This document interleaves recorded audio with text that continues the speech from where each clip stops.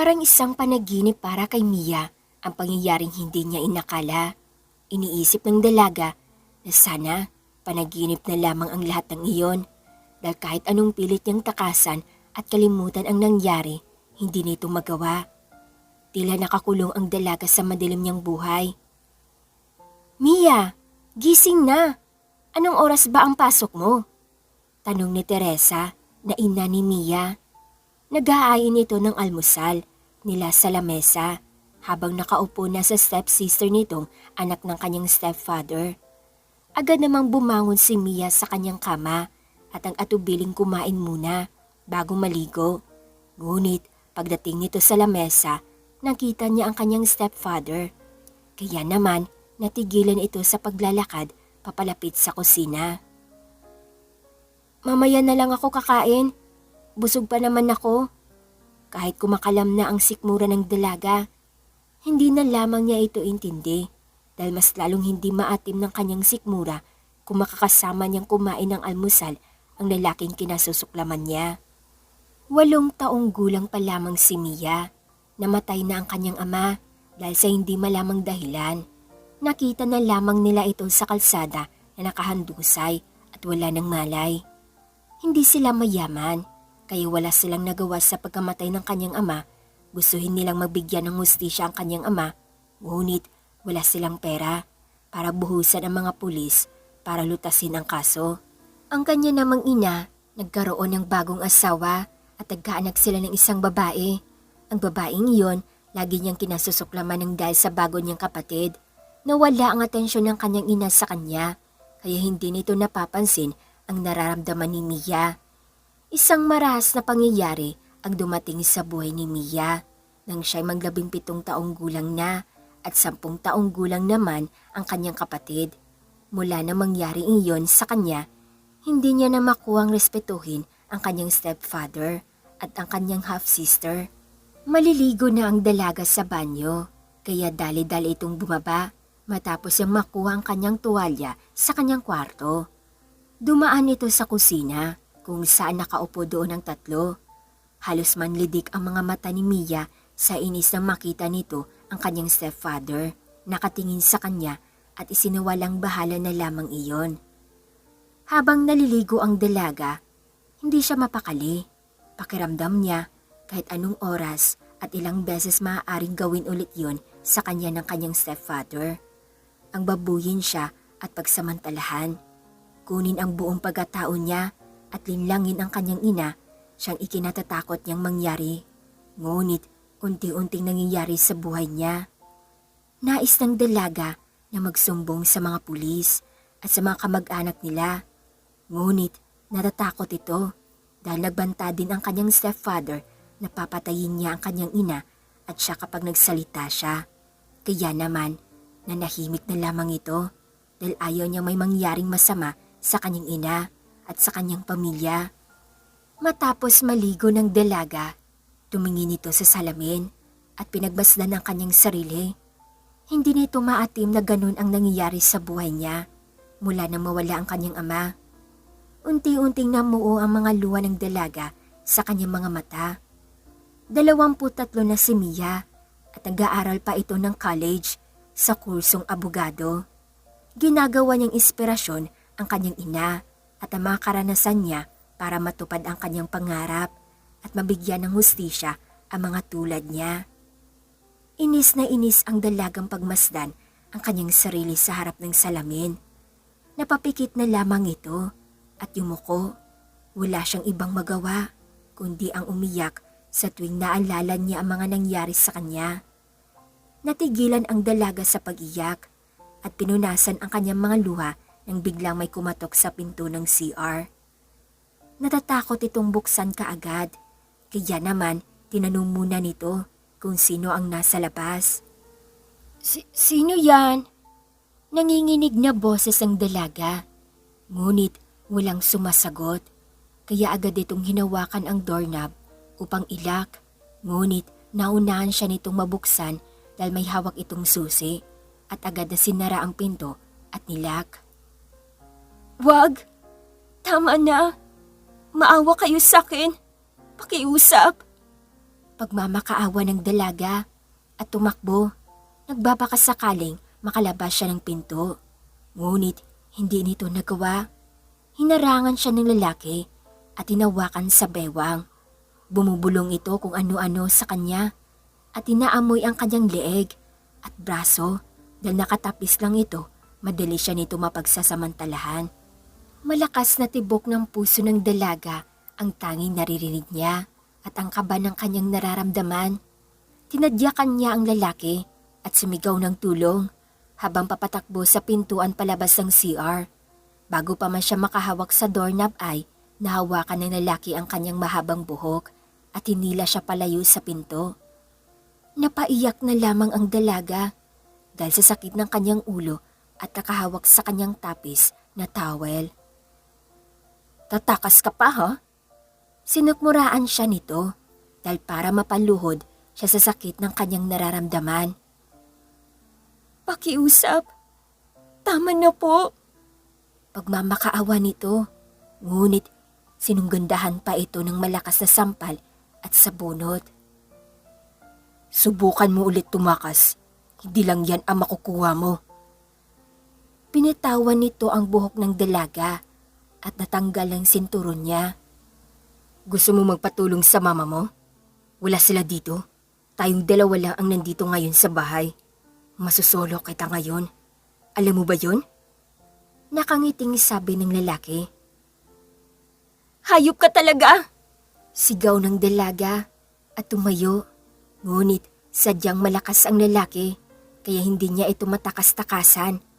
Walang ibang nagawa ang dalaga kundi ang sumigaw kahit alam niyang wala namang makakatulong sa kanya doon. Halos hindi makatulog ang dalaga sa nangyari ulit sa kanya. Ilang taon siyang nagtitiis sa ganong ginagawa sa kanya ng kanyang stepfather at hindi na niya kayang tiisin iyon. 12:00 na ng gabi, ngunit gising na gising pa rin siya. Gustuhin man nitong matulog dahil may pasok pa siya pagkaumagahan. Hindi niya magawa. Gusto niyang saktan ang kanyang sarili dahil kung nagsalita siya nung simula pa lang ay hindi na ito aabot sa ganong kalala. Basically, ang mga taong nabibiktima ng rape nagkakaroon ng matinding depression. Hindi sila makatulog ng maayos dahil paulit-ulit nilang iniisip ang mga masasamang nangyayari sa kanila. Ang mga tao namang involved sa rape o mga suspect ay hindi rin matatahimikin ng konsensya nila kung meron silang konsensya. At ang tanging makakapagbigay lang ng hustisya sa mga biktima ay kayo. Dahil kayo ang bagong henerasyon, kaya kayo ang pag-asa ng bayan para mabigyan ng hustisya ang mga taong na biktima, hindi lang ng rape o pinatay at kung ano-ano pa yung mga taong kailangan ng tulong na hindi mabigyan ng atensyon ay kailangan yung tulungan hanggang sa abot na inyong makakaya. Mahabang paliwanag ng guro nilang babae. Tulala lamang si Mia na nakatingin sa labas ng bintana at hindi nito namalayan na lumabas na ang teacher at ang mga kaklase niya. Napakimbig ito na may humawak sa likuran niya. "I'm sorry, nagulat ba kita?" tanong ni Miko. Medyo," maikling tugon ng dalaga. "Hindi ka pa ba lalabas? Lunchtime na, hindi ka ba sasabay sa akin?" tanong ng binata. "Hindi ko alam, busog pa ako," tugon na lamang ng dalaga habang kinukuha ang bag niya at agad na tumayo. "Sandali, ayos ka lang ba?" tanong ni Miko.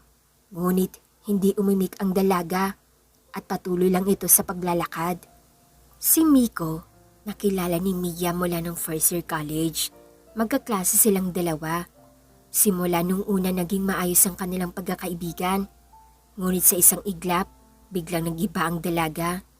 Hindi na ito madalas sumama sa kanya at pinipili na lamang na mag-isa siya. Madalas niya din itong makitang tulala at wala sa sarili. Hindi tulad ng dati na lagi itong nakangiti at kapag may problema ito, sinasabi niya kay Miko. Malaki ang nagbago sa dalaga, kaya naman hindi na siya makilala ni Miko at kahit ano pang suyo ang gawin niya ay hindi niya makuha ang dating timpla ni Mia.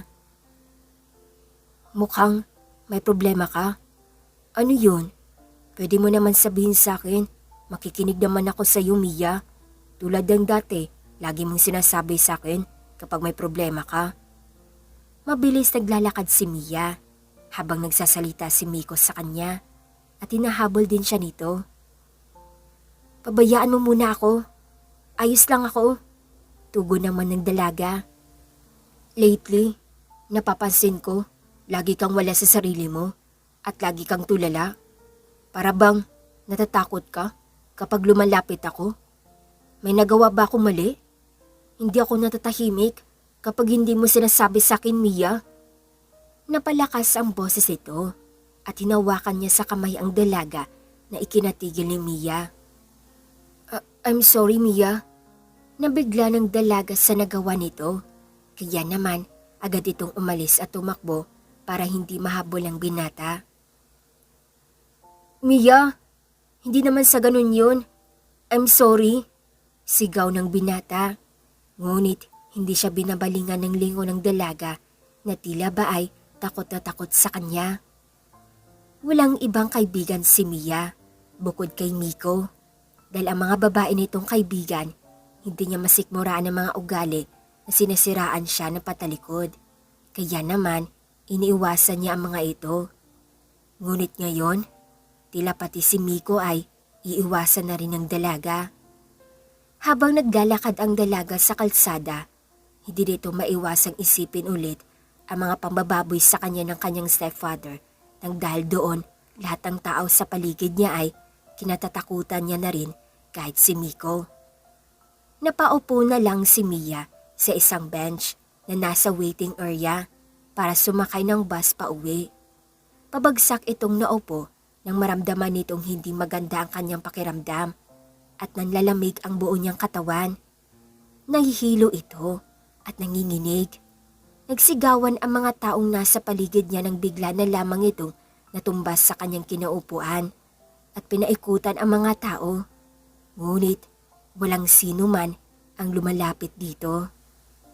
Yes po, Yaya. Pauwi na po ako. Just tell to my mom na huwag niya na po akong hintayin.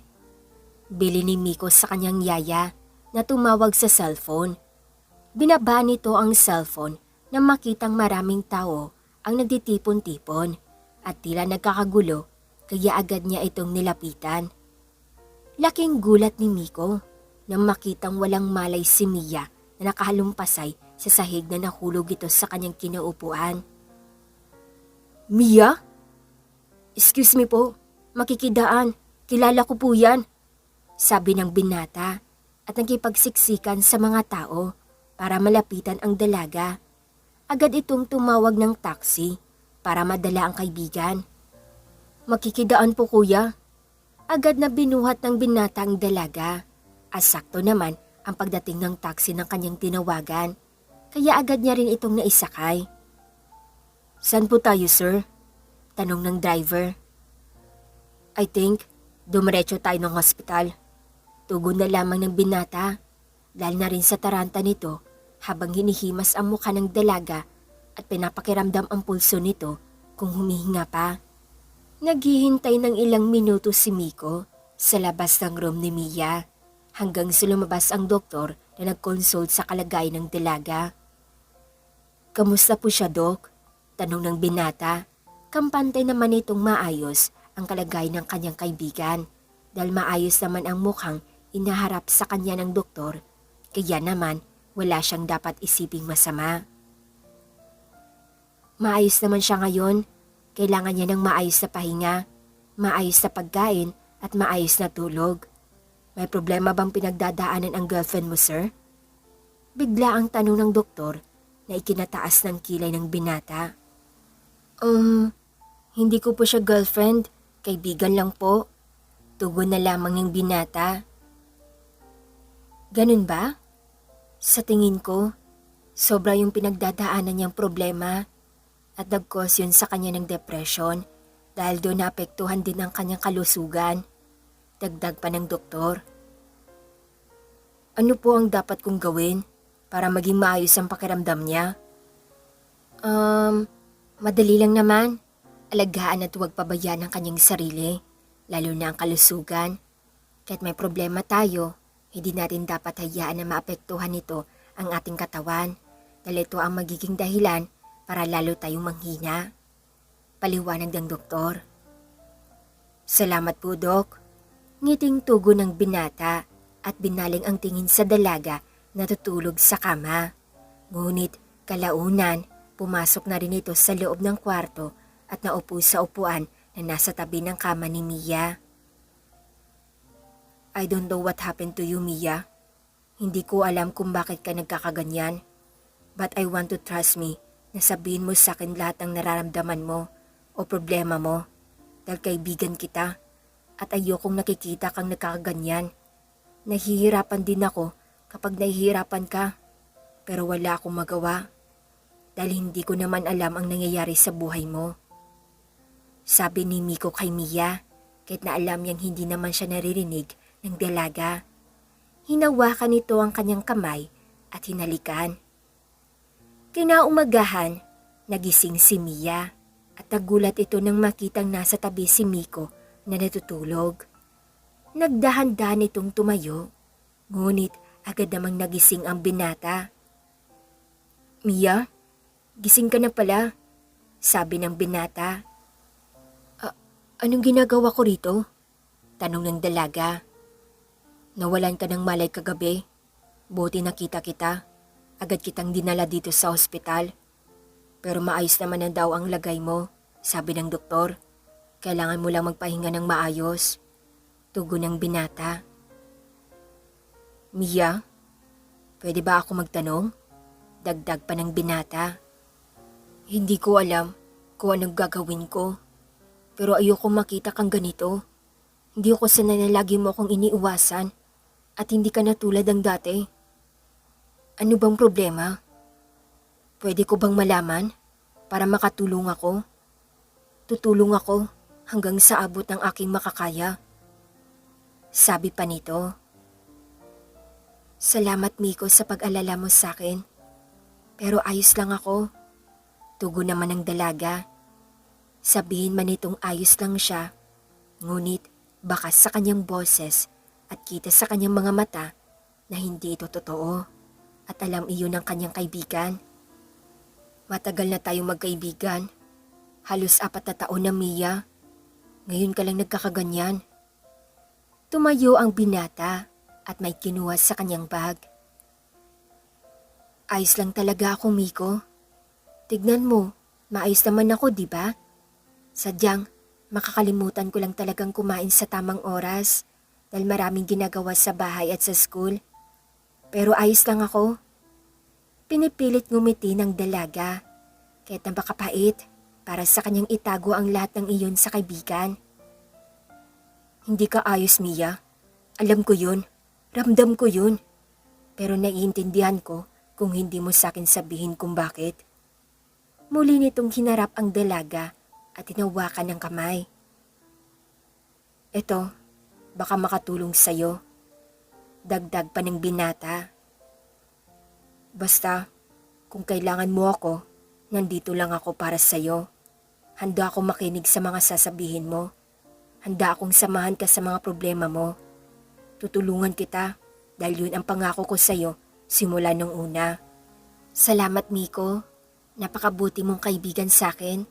At hindi ko alam kung paano ito susuklian. Sapat na sa akin na riyan ka sa mga oras sa kailangan kita. Kaya hindi ko ito matatanggap. Binalik ng dalaga ang inabot sa kanya ng pera ni Miko. Hindi, Mia. Ayos lang. Baka makatulong sa'yo. Pagpupumilit nito, napilit mang tanggihan ng dalaga, hindi niya magawa. Napayakap na lamang ito sa binata at pinipigilang umiyak. Hinatid ni Miko pauwi ang dalaga upang masiguro ang kaligtasan ng dalaga. Pinagbuksan ng pinto ni Miko si Mia bago ito lumabas. Salamat sa paghatid, Miko. At pasensya na nga pala sa nangyari sa school kahapon. Pagpapaumanhin ito. Ano ka ba? Wala yun. Ang importante, maayos ka na. Basta, tawagan mo ko o i-text kung kailangan mo ko o hindi. Maayos ang pakiramdam mo. Paalala ng binata na ikinangiti na lamang ng dalaga. Sige, salamat ulit. Ingat ka sa pag-uwi. Paalam ng dalaga at pumasok na sa kanilang bahay. Pagpasok nito, isang malamig na boses ang kanyang narinig at tila mawawala na naman siya ng hininga sa bilis ng tibok ng kanyang puso. Bakit ngayon ka lang umuwi? Uwi ba ng babaeng yan, Mia? Tanong ng kanyang stepfather na may hawak na dyaryo. Tumayo ito at nilapag ang dyaryo. At sino yung lalaki naghatid sa'yo? Dagdag pa ng tanong nito. Wala ka nang pakialam doon. Pagsusungit ang dalaga at aakyat na sana ng hagdan papunta sa kanyang kwarto nang biglang dating ang kanyang ina galing sa kusina. Oh Mia, bakit ngayon ka lang umuwi? Saan ka nang galing kagabi? Hindi ka man lang nagsabi kung saan ka pupunta? Pinag-alala mo kami. Sabay sermon ng kanyang ina. Sorry po ma, kailangan ko na po magpahinga. Tugon na lamang ng dalaga. Ano bang nangyayari sa'yo, Mia? Wala ka ng respeto sa magulang mo. Kinakausap pa kita. Mataas ng boses ng kanyang ina. Yan ata ang nakukuha mo sa pagsasama-sama mo doon sa lalaki na gatid sa'yo, Mia? Singit ang sabi ng kanyang stepfather. Huwag mong sabihin, mag-aasawa ka na. Hindi ka pa nakakagraduate, may diploma ka na? Pangiinis pa nito. Huwag mong dinadamay si Miko dito dahil wala siyang kinalaman. Madiin na boses ni Mia na nakatingin sa kanyang stepfather. Mia, hindi mo na kami nirespeto. Mataas na boses ng kanyang ina. Ma, paano ko rirespetuhin yung taong walang respeto sa akin? Pati ikaw, inuuto lang niya. Nagpapauto ka naman. Agad na pabaling ang tingin ng dalaga sa ibang direksyon nang masampal siya ng kanyang ina dahil sa kanyang mga nasabi dito. Ang bastos mo magsalita, Mia, ha? Hindi kita pinalaki ng ganyan. Kung yan lang naman ang nakukuha mo sa labas, mas mabuti pang dito ka na lang sa loob. Malaki ka na, Mia. Hindi ka na bata para bastusin kami ng ama mo. Saad nito? Hindi ko siya ama. At lalong-lalong hindi ko siya gugustuhin na maging ama. Pili ng dalaga at agad na tumakbo papunta sa kanyang kwarto. Nakaabang doon ang kanyang half-sister na kanina pang nakatingin sa kanilang lahat habang nag-aaway. I hate you, Dad. Bakit mo ba kasi kami iniwan ni Mama kaagad? Nagkakandiletse-letse tuloy ang buhay ko ngayong wala ka. Kung nandito ka lang sana, di sana to nangyayari sa amin ni Mama. Inis itong saad sa picture ng kanyang ama na nasa loob ng kanyang kwarto at napaiyak na lamang sa galit at pinagtatapon ang mga gamit niya sa loob. Alam niyang hindi niya dapat sisihin ang kanyang namayapang ama sa lahat na nangyayari sa buhay niya. Ngunit iniisip niya kung hindi ito namatay, marahil mabuti ang buhay niya at hindi siya nakatali sa kamay ng halimaw niyang amain. Hindi na malayo ng dalaga na nakatulog na ito dahil sa pagod sa kakaiyak at nagising na lamang ito nang maramdaman niyang may humahawak sa paanan niya kaya agad itong napaupo at tinakpan ng kumot ang kanyang katawan. Ano ba? Tama na! Sigaw ng dalaga sa kanyang amain at pilit itong sinisipaan ngunit hinawakan nito ang dalawa niyang paa at patuloy siyang hinihalay. Gustuhin man nitong sumigaw, ngunit hindi niya magawa dahil tinatakpan nito ang kanyang bibig. Ang sabi ko naman sa iyo akin ka lang, hindi ka mapupunta sa iba. Bulong nito kay Mia habang hinihipuan ang dalaga, ngunit nakahanap ito ng lakas ng loob at agad na sinipa ang lalaki sa pagitan ng kanyang dalawang paa. Dahilan para makasigaw ito ng malakas dahil sa sakit at agad na tumakbo ang dalaga palabas ng kwarto at dali-daling pumunta sa kwarto ng kanyang ina para humingi ng tulong. Ma, please, tulungan mo ako. Buksan mo ang pinto. Patuloy na pagkatok ng dalaga. Pero tila hindi siya naririnig nito at nakalak ang pinto kaya hindi niya mabuksan. Patuloy siya sa pagtawag at pagkatok, ngunit walang nakakarinig sa kanya hanggang sa dumating ang kanyang stepfather galing sa kanyang kwarto. Wala itong ibang maisip kundi tumakbo at bumaba ng hagdan. Agad naman siyang hinabol ng kanyang amain na kahit saang sulok siya magpunta ay sinusundan siya. Takot na takot ang dalaga at pakiramdam niya ay hindi siya makatakbo dahil nanginginig na ang kanyang mga tuhod kaya agad siyang nagtago sa ilalim ng lamesa. Talagang lalaban ka pa talaga ha, Mia? Lumabas ka na kung ayaw mo masaktan pa. Sabi ng lalaki habang dahan-dahang naglalakad patungo sa kusina kung saan siya magtatago sa ilalim ng lamesa. Alam ko kung saan ka nagtatago. Oo, sige. Maglaro na nga lang tayo ng tagu-taguan at ako ang taya. Dagdag pa nito at tumawa. Gusto ko yan, Mia. Pilyo ka talagang bata ka. Yan ang gusto ko sa'yo eh. Magbibilang na ako ha. Habang papalapit ang lalaki ay mas lalong lumalakas ang tibok ng puso ng dalaga. 1, 2, 3. Malambing nitong pagbibilang at maya-maya pa ay napabalikwas ng tayo ang dalaga nang sumilip ito sa ilalim ng lamesa at agad siyang tumakbo, ngunit nahawakan siya nito sa isa niyang kamay. Bitiwan mo ako! Sigaw ng dalaga. Kinuha ng dalaga ang isang flower vase na nakapatong sa lamesa at agad itong ipinalo sa ulo ng lalaki, dahilan para mabitawan siya. Baliw ka talagang bata ka. Sige, tumakbo ka kung ayaw mo nang mabuhay pa. Pananakot ng lalaki at kinuha ang kutsilyo sa lalagyan nito. Mas gugustuhin ko pang mamatay kaysa mabuhay na para akong nasa impyerno. Sigaw ng dalaga at agad na tumakbo. Sa pagtakbo ng dalaga ay hindi nito nakita ang isang patibong. Kinadapa ito at hindi nakatayo dahil sa hindi magandang pagbagsak ng kanyang katawan. Sabi naman sa iyo, Mia, wag ako ang kalabanin mo. Nakangiting sambit ang lalaki habang papalapit sa dalaga at may hawak itong kutsilyo na ikinatakot ang husto ng dalaga. Ano, tatakbo ka pa? Huwag mo akong pinapagod, Mia, dahil sabi ko sa'yo, ayoko nang inaabuso ako. Sabi nito. Demonyo ka talaga. Kahit mamatay ka, hindi ka tatanggihan sa impyerno dahil mas demonyo ka pa kaysa Satanas.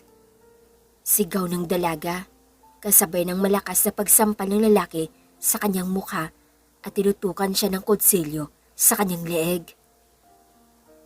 Subukan mo lang mag-ingay at hindi mo na makikita ang ina mo. Dagdag pa nito at tuluyan ng hinalay ang dalaga. Ngunit napatigil ito nang biglang bumaba ang kanyang ina mula sa kwarto at kumuha ng tubig. Dahil madilim ang paligid, banda sa sala, hindi sila makita nito. Gustuhin man ng dalaga na sumigaw, hindi niya magawa dahil nakatakip ang kamay ng lalaki sa kanyang bibig at nakatutok sa kanya ang kutsilyo habang nagtatago sa likuran ng sofa. Nang gabing iyon, mas lalong ginugusto ng dalaga na umalis na lang at magpakalayo-layo kaysa manatili sa bahay nila na ganun ang kanyang sitwasyon. Ngunit kapag umalis ito, hindi niya alam kung ano ang pwedeng mangyari sa kanyang ina at sa kanyang half-sister. Nasa kwarto lang si Mia habang pinagmamasdan ang paulit-ulit na pag-ring ng kanyang cellphone dahil tawag ng tawag si Miko. Ngunit hindi niya ito sinasagot. Hindi rin siya pumasok sa kanyang klase at magkulong lang sa kwarto at patuloy sa pag-iyak. Pakiramdam niya, napakadumi niya ng tao at wala na siyang kwenta. Labis naman ang pag-alala sa kanya ni Miko, kaya pinuntahan na lamang niya ito sa kanilang bahay. Ngunit sinabi naman ng kanyang ina na wala doon ang kanyang anak, dahil yun din ang sabi ng kanyang asawa. Malakas ang kutob ni Miko na may hindi magandang nangyayari kay Mia, kaya naman kumuha si Miko ng isang taong magbabantay kay Mia anumang oras. Dahil mayaman ang pamilya ni Miko, kaya niyang magawa ang lahat ng gusto niyang gawin, lalo na kapag para kay Mia. Makalipas ang ilang araw, sa wakas, pumasok na ang dalaga. Ngunit walang nagbago sa kilos niya, tila mas lalo pang lumala. Pinagmamasdan ni Miko si Mia habang nasa harapan nilang dalawa ang pagkain ng kanilang in-order na nasa table. Hindi ka pa ba kakain? Nagpapagutom ka na naman, Mia. Alam mo makakasama yan sa kalusugan mo. Di ba ang sabi ng doktor, kumain ka ng marami? Pero mukhang sa kalagayan mo, hindi ka kumakain ng wasto, sabi ng binata. Ngunit tila wala namang naririnig ang dalaga dahil wala itong ibinibigay na reaksyon.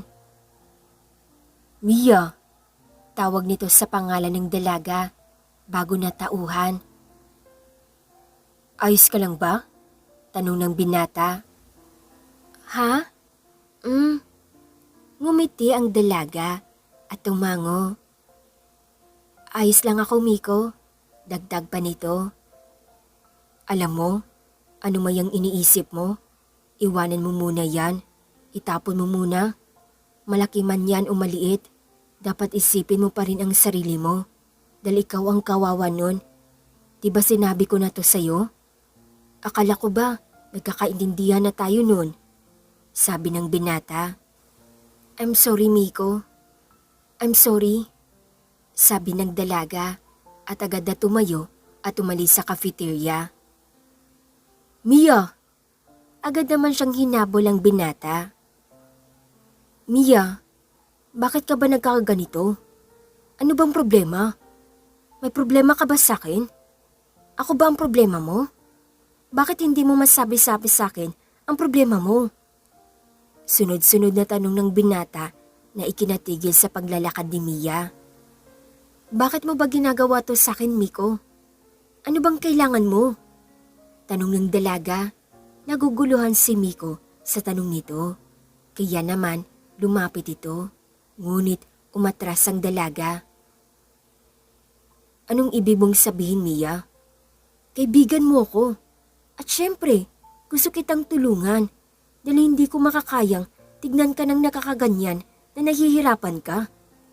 Pero hindi ko alam kung paano ka tutulungan. Kasi hindi ko alam ang problema mo. Dahil hindi mo naman sinasabi sa akin, Mia. Hindi ako manghuhula para malaman kung ano ang nararamdaman mo ngayon. At wala akong kailangan sa'yo. Tinutulungan kita. Kasi mahal kita. Napatigil ang dalawa sa huling sinabi ng binata. Dahilan para talikuran siya ni Mia. Mia, ano ba? Huwag mo kong iwasan. Kausapin mo ko. Tumigil ang dalaga at humarap kay Miko. Itigil mo yung nararamdaman mo. Dahil wala kang makukuha sa akin, Miko. Hindi ako karapat-dapat para sa'yo. Naluluhang sabi ni Mia. Sinusubukan ko, Mia. Pero ano ang magagawa ko? Pilitin ko mang kalimutan ang nararamdaman ko para sa'yo. Paulit-ulit itong bumabalik. Binabaling ko ang pagmamahal na iyon sa iba. Pero Mia, iba ka sa kanila. Ikaw ang gusto ko. Alam ko ang weirdo ko. Pero yun ang totoo. Sa tagal nating nagkasama, yun lang ang naramdaman ko. Kaya paano ko gagawin ang sinasabi mong layuan kita? Pilitin man ang binata, makuha ulit ang loob ng dalaga. Ngunit sa tingin niya ay malabong mangyari iyon. Dahil marahil wala siyang pag-asa dito. Wag ako, Miko. Ang daming babae dyan na mas karapat dapat para sa'yo na mas babagay sa'yo. Sa tulad mong malinis na lalaki. Hindi nararapat na ako ang mapunta sa'yo. Dahil madumi na ako, Miko. Madumi akong babae. Halos mapaluhod ang dalaga sa kanya mga sinabi kay Miko. Umiiyak ito at pilit tinatakpan ang mga kanyang mukha ng kanyang mga kamay. Wag ako! Paulit-ulit itong sinasambit sa binata. Mia? Humahakbang ang binata papalapit kay Mia. You are more than enough for me. Sapat na kung meron ka, nakasama ka, na mahalin ka. Hindi ako malinis tulad mo. Madumi rin ako bilang tao dahil walang taong malinis dito sa mundo. Kaya huwag mong sabihin hindi ka nararapat sa akin dahil pareho lang tayo. Sabi ng binata na makalapit na ito sa dalaga. Hindi mo kasi ako naiintindihan, Miko. Wala kang alam. Umiiyak na tugon ng dalaga. Layuan mo na ako. Hayaan mo na ako. Kalimutan mo na ako, Miko. Pinagtatabuyan nito ang binata at tinulak-tulak palayo. Ngunit anong magagawa ni Miko kung puso niya na mismo ang nagsasabing mahalin si Mia? Niyakap niya ang dalaga kahit napaulit-ulit siya nitong tinutulak, palayo at pinagsusuntok. Tama na, Mia. Tama na yan. Nandito lang ako para sa'yo. Tanging sambit na lamang ng binata habang nakayakap sa dalaga na humihikbis sa kanya ang mga braso. Uminom ka muna ng tubig. Inabot ni Miko ang baso na may lamang tubig kay Mia. Nakaupo sila sa sofa dahil pumayag namang sumama si Mia kay Miko. Kilala rin siya ng pamilya ni Miko. Kaya naman, kampante siya na naroon siya pagsapit ng gabi. Ayos ka lang ba? Nabigla ka siguro kanina. Pasensya na. Dagdag pa ng binata. Matapos ang nangyari, kalaunan ay ihatid na sana siya ng dalaga sa kanilang bahay. Ngunit ayaw nito.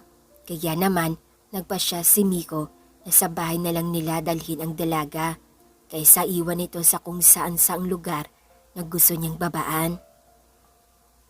Ayos lang, Miko. Maikling sagot nito. Alam mo, Mia, hindi kita maintindihan kung bakit nasabi mo yun kanina. Ano ba talagang nangyayari sa'yo? Ha? Sabihin mo sa akin para matulungan kita. Sabi ng binata. Baka sa mukha ng dalaga na gusto na niyang magsalita. Ngunit hindi niya kaya dahil natatakot ito. Iniisip niya na kapag hindi siya magsalita, mas lalo siyang mahihirapan at mas lalong masisira ang buhay niya kapag kasama niya ang lalaking iyon. Natatakot ako, Miko. Mahinang boses ang dalaga at mahigpit na kumapit sa kamay ng binata na kanina pa'y nakahawak sa kanya. Bakit? Saan ka natatakot? Tanong ng binata sa kanya. Papatayin niya ang pamilya ko, Miko. Papatayin niya ako. Nanginginig na boses ng dalaga kasabay ng hikbi nitong iyak. Sandali, hindi kita maintindihan, Mia. Sino ang papatay sa'yo? Naguguluhan man si Miko sa mga sinasabi ng dalaga, ngunit nais niyang intindihin ang sitwasyon nito para malaman kung ano ang nangyayari sa kanyang kaibigan. Binaboy niya ako. Sinira niya ang buhay ko. Kaya kinasusuklaman ko siya. Madiing sabi ng dalaga. Sino? Tanong ng binata. Sabihin mo sino. Hayop siya. Demonyo siya. Hindi ko siya mapapatawad sa ginawa niyang pagbababoy sa akin. Sigaw ng dalaga na tila nagwawala na kaya agad siyang niyakap ni Miko at pinapakalma. Andito lang ako, Mia. Hindi kita iiwan. Binaboy niya ako. Kinuha niya ang buong pagkatao ko, Miko. Ang dumi-dumi kong babae. Sigaw pa nito at tinulak ang binata. Tumakbo ito hanggang sa nasagi niya ang flower vase na salamin kaya nabasag ito at kumalat ang pira-pirasong bubog sa sahig. Pinagmasdan ni Mia ang malaking piraso ng salamin at kinuha iyon. Tinutok nito sa kanyang pulsuhan at umiiyak na nakatingin kay Miko. Mia, anong gagawin mo? Huwag mong gawin yan. Pakiusap. Pagmamakaawa ni Miko sa dalaga. Please, mag-usap tayo. Huwag mong saktan ang sarili mo. Dagdag pa nito. Ayoko na, Miko. Pagod na ako magtiis sa buhay ko. Matagal nang sira ang buhay ko. Dahil yun sa demonyong lalaking yun. Mas gugustuhin ko pang mamatay kaysa makasama siya at patuloy niya akong babuyin ng ganito. Sigaw ng dalaga na ikinalapit ng ibang katulong sa bahay nila Miko. Mia, kumalma ka lang, okay? Nandito ako. Pwede kitang tulungan. Pwede nating sampahan ng kaso ang taong yan. Sino ba yan? Sabihin mo sa akin. Sabi ng binata na mukhang ikinakalma ng dalaga pero hawak pa rin ito ang salamin na nakatutok sa kanyang pulsuhan. Kahit makulong siya, Miko, hindi niya maibabalik ang dating ako. Hindi na babalik ang maayos kong buhay na sinira ng hayop kong amain. Tila nagulat si Miko sa sinabi nito. Kaya naman, nagtanong ulit ito kung sino. Oo, siya nga. 8 taon na ako nung namatay si Papa. At nag-asawa si Mama ng bago nung 10 taon ako. At pagdating ko sa 15 taon, sinira na niya ang buhay ko. 9 na taon akong nagtiis, Miko. 9 na taon niya akong binaboy. Sa loob ng 9 na taon, nagkanta-leche-leche ang buhay ko dahil sa kanya, Miko. Sinabi ko ito kay Mama. Pero hindi siya naniniwala sa akin. Na nagpapauto lang siya dun sa lalaking yun. Inis na tugo ng dalaga. Mia, huwag kang magpapadala sa galit mo. Ibaba mo muna yung hawak mo. Baka mapahamak ka. Pakiusap. Ibigay mo yan sa akin. Dahang-dahang lumapit si Miko. Tumingin ka sa mga mata ko, Mia. Pakinggan mo ako. Ibigay mo sa akin yan. Paulit-ulit na sinasabi ng binata ang katagang ito. Hanggang sa makalapit siya sa dalaga at ibinigay sa kanya ang hawak nito. Agad na niyakap ni Miko si Mia dahil sa sobrang awa nito sa mga nalaman niya. Sa loob ng ilang taon nilang magkasama, ngayon niya lang nalaman ang tungkol dito na wala man lang siyang nagawa para kay Mia. I'm sorry, Mia. Wala akong nagawa. Sorry, yun pala yung pinagdadaanan mo. Ngayon ko lang nalaman ang lahat ng ito.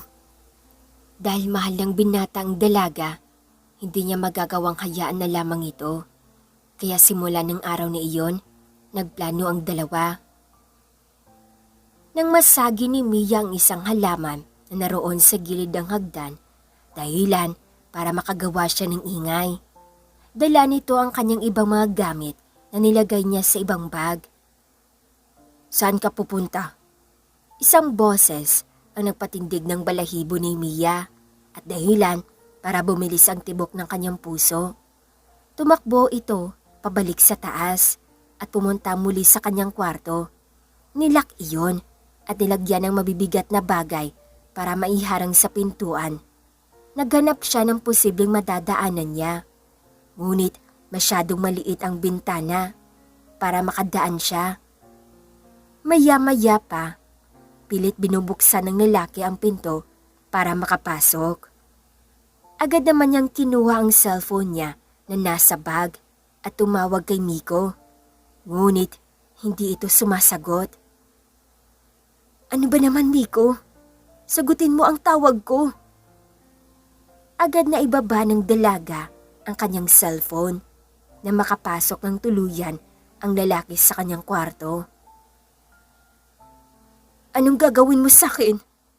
Tanong ng dalaga na makita nitong may hawak na kutsilyo ang lalaki at tila may konting dugo dito.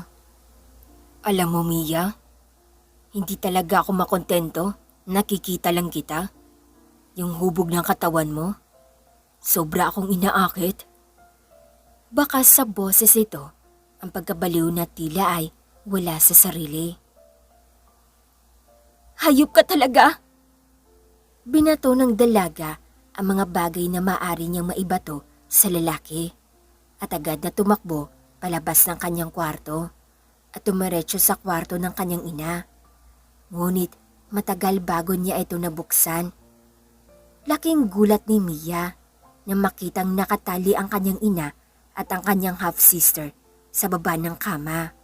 Nakatakip ang mga bibig nito, parang hindi nakasigaw at nakatali ang mga paa at kamay.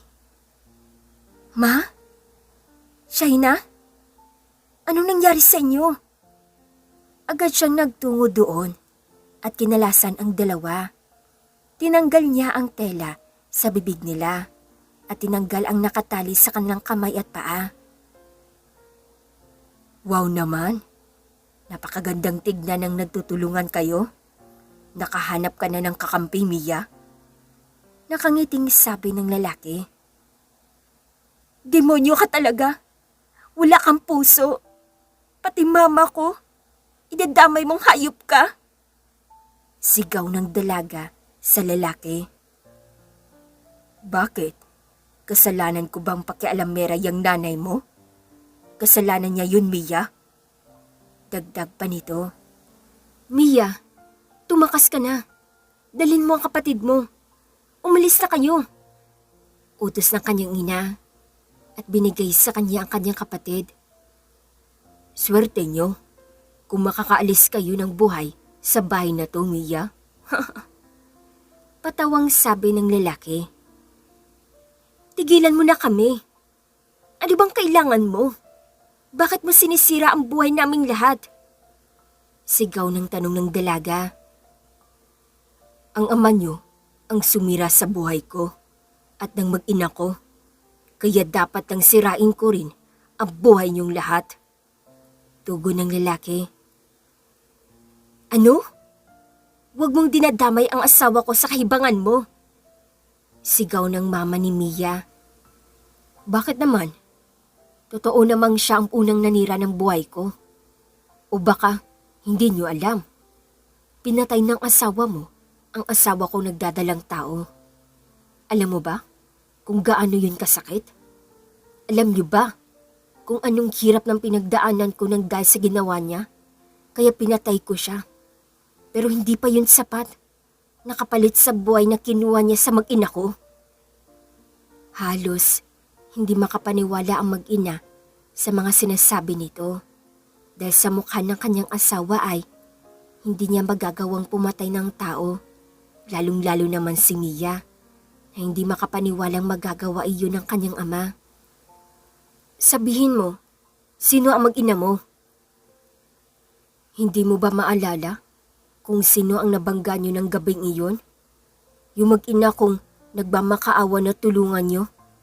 Pero ano, hindi niyo tinulungan matapos yung mabangga at mapatay? Tugon nito. Wala akong alam sa sinasabi mo.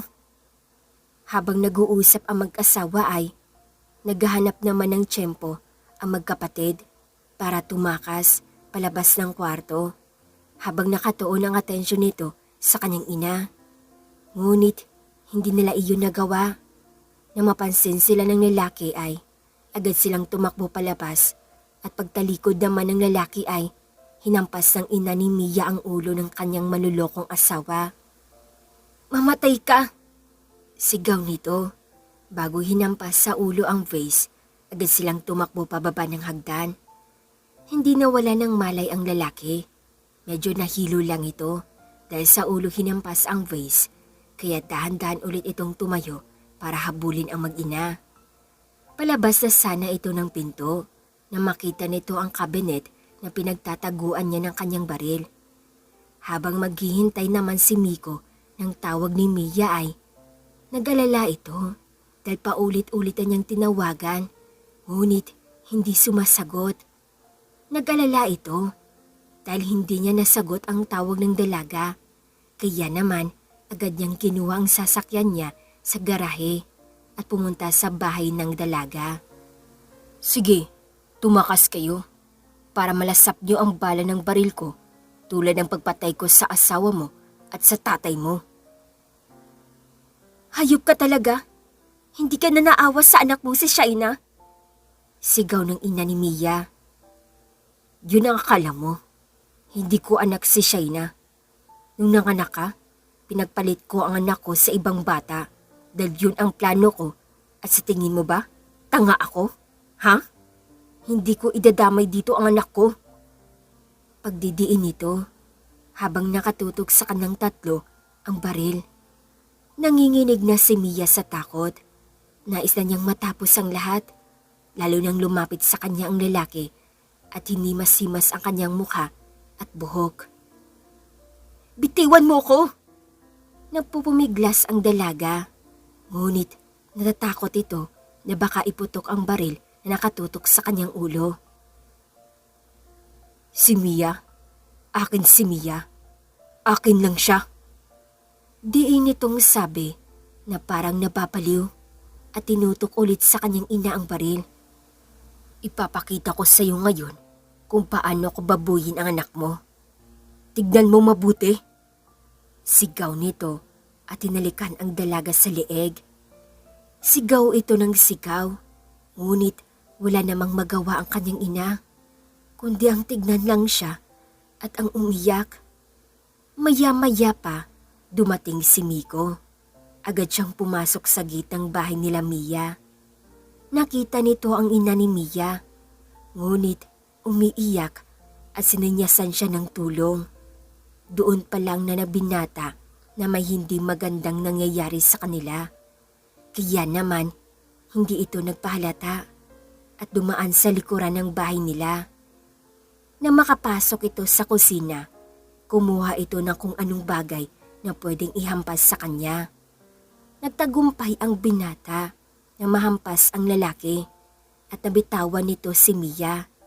Ngunit agad namang itinutok ang baril kay Miko na inagaw naman ni Mia para hindi mapahamak ang binata. Miko, tumakbo na kayo. Itakas mo sila, Mama. Utos ni Mia. Paano ka? Tanong nito, ngunit naiintindihan niya ang plano ng dalaga, kaya agad niyang inilabas ang ina nito at kapatid at agad din bumalik sa loob para tulungan ng dalaga. Dito lang po kayo sa sasakyan. Humingi po kayo ng tulong sa pulis. Ito po, gamitin niyo ang cellphone ko.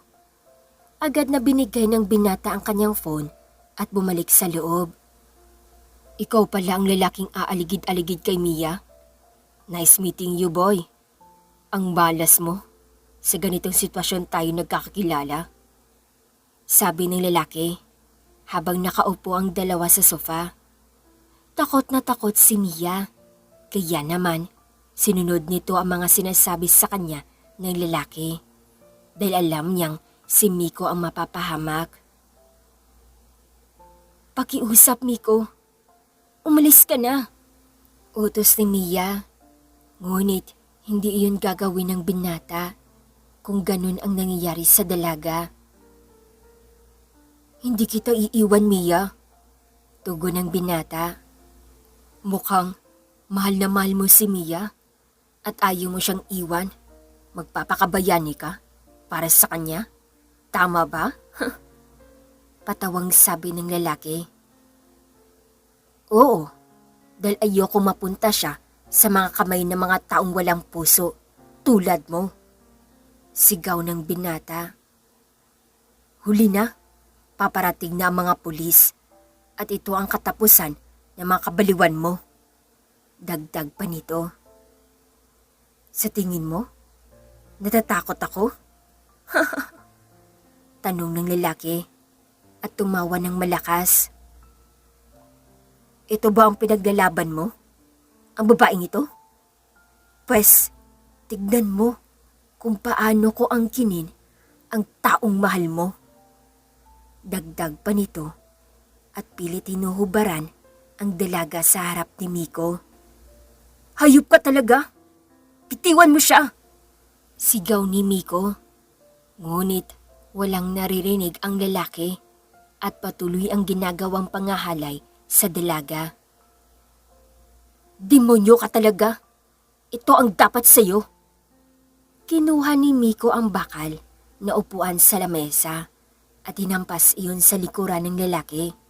Dahilan para matumba ito at tumilapon ang baril sa kung saan.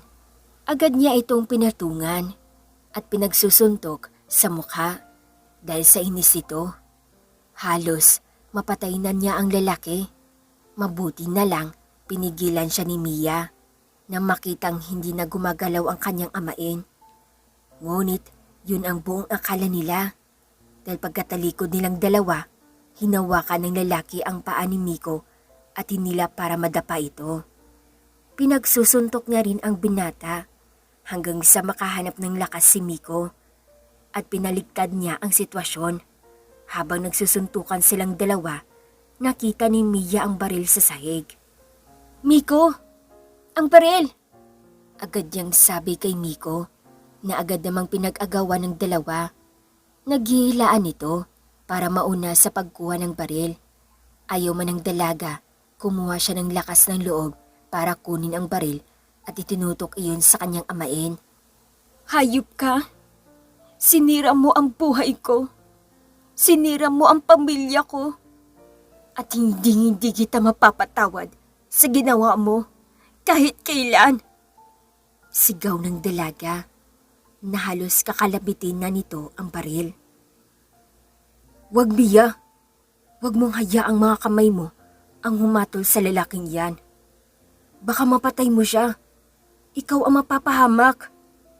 Paalala ng binata. Ngunit hindi ito pinapakinggan ng dalaga. Ang tagal kong nagtiis sa pambababoy mo. Ang tagal kong pinilit na ayusin ang buhay na sinira mo. Pero ngayon, katapusan mo na.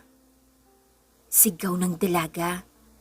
Ngunit natigilan ito nang biglang isang putok ng baril ang kanyang narinig mula sa labas. Mia, ibaba mo na yan. Nandyan na mga pulis. Mia, isipin mo ang tatay mo. Isa siyang magiting na pulis. At kahit kailan, hindi niya dunangisan ang mga kamay niya para lang sa mga taong tulad ng lalaking yan. Makinig ka sa akin. Ibaba mo yung baril. Dahang-dahang lumapit si Miko kay Mia at kinuha ang baril na hawak nito hanggang sa makapasok ang mga pulis at mahawakan ang lalaking iyon. Hindi pa tayo tapos. Huling salita ng lalaki bago pa ito tuluyang ilabas ng mga pulis at ipinasok sa sasakyan. Tama na. Ayos na ang lahat. Wala na siya. Dang-dang niyakap ni Miko ang dalagang halos wala sa sarili. Walang ibang nagawa kundi ang umiyak sa bisig ni Miko. Tara na. Naghihintay sila sa labas. Makalipas ang ilang buwan, nagsimula ng bagong buhay ang pamilya ni Mia. Inalam nila kung ano ang totoong nangyari sa anak nila nung araw na ipinanganak iyon ng kanyang ina at tinunton kung saan itinago ng lalaki ang bata at muli itong kinuha. Ngunit hindi naman nila pinayaang mawala ng pamilya si Shaina. Tinuring pa rin nila itong pamilya. Anak, nandito na si Miko. Sinusundo ka? Sabi ng kanyang ina. Opo, eto na. Lalabas na. Tugon ng dalaga. Nakabihis ito napakagandang red dress at tinornohan niya ng pulang sandals na may taas na 2 inches. Ang ganda naman ng anak ko. Saan ba ang lakad niyo? Tanong ng kanyang ina na ikinangiti lang ng dalaga. Inaabot ni Miko ang bulaklak kay Mia at ngumiti ito. Nililigawan ko po ang anak niyo, tita. Ngiting tugon nito. Ay, nako, bakit hindi ko yan alam? Sige na, magdi-date ba kayo? Sige, baka mahuli pa kayo.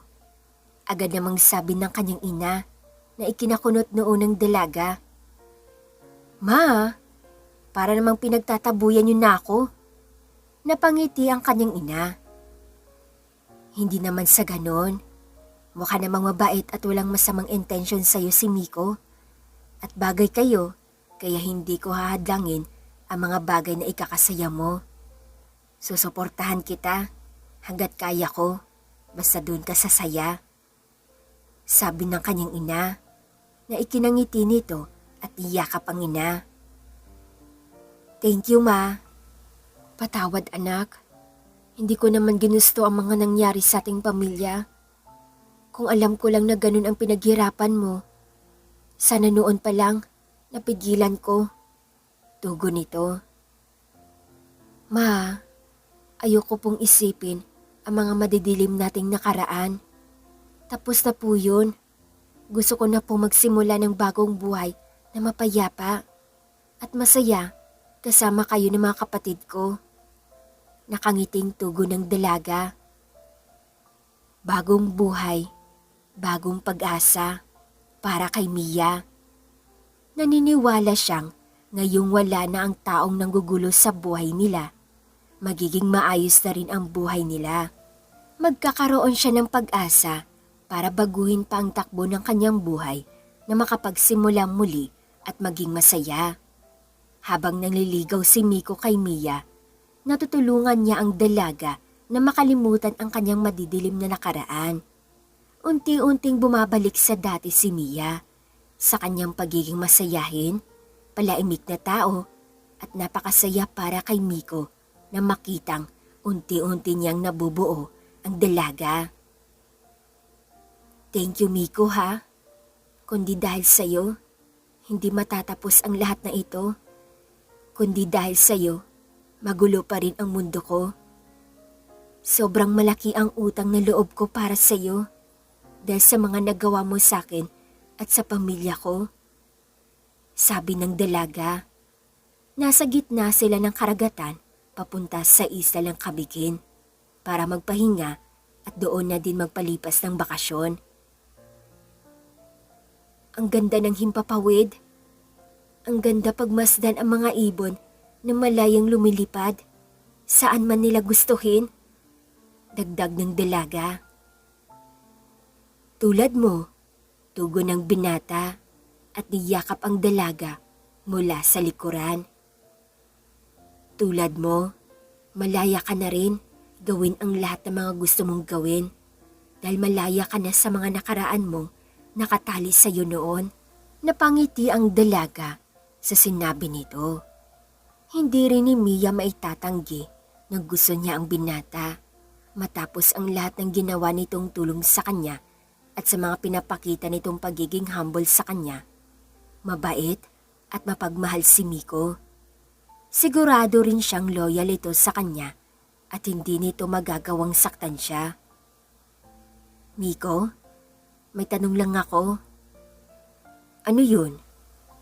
Bakit nung una mo palang nalaman na gusto mo ko, hindi mo kaagad sinabi sa akin? Dahil sinubukan kong tanggalin ang nararamdaman ko. Pero napatunayan ko sa sarili ko na ikaw ang mahal ko at hindi ko sila kailangan para mawala ang nararamdaman ko para sa iyo. Mas gusto kitang mahalin kaysa hayaang mawala sa akin dahil sa iba. Tugon ng binata. Miko, hindi ako ang babaeng kayang ibigay sa iyo ang lahat ng gusto mo. Dahil ang maibibigay ko lang sa iyo, yung meron ako. Pero sisikapin kong ibigay ang mga bagay na wala sa akin para sa iyo. Sabi ng dalaga na ikinaharap niya kay Miko. Mia, hindi ko kailangan ng kahit ano. Ang gusto ko lang ay ang makasama ka. Dahil mahal kita at wala akong ibang hinihingi kapalit nun. Tanggap mo ba ako? Kahit hindi na ako ang babaeng karapat-dapat para sa'yo na iharap mo sa altar. Hindi ako buo tulad ng pangarap mong babae. Nakatingin ito sa mga mata ng binata na tila nangungusap. Tanggap kita, kahit ano ka pa man. Ganun naman talaga kapag mahal mo ang isang tao. Kahit ano pa siya, tatanggapin mo. Tugon ng binata at hinalikan ang dalaga sa kanyang noo. Huwag kang mag-isip ng kung ano-ano. Dahil hindi kita ipagpapalit kahit kanino. Dahil lang sa mga pagkukulang mo. Dagdag pa nito, dahilan para mapayakap ng mahigpit ang dalaga. Sa wakas, naging masaya ang dalawa at tuluyang nakalimutan ni Mia ang madilim niyang nakaraan. Nagsimula ng bagong buhay kasama ang mga taong mahal niya at tumulong na mabuo ulit ang sarili niya. Hanggang dito na lang nagtatapos ang kanilang kwentong pag-ibig ni Miko at Mia. Maraming salamat mga katwini sa pagsubaybay sa kanilang kwento. Sana'y marami kayong natutunan sa kanilang dalawa. Muli, maraming salamat mga katwini sa pagtangkilik ng mga videos ko.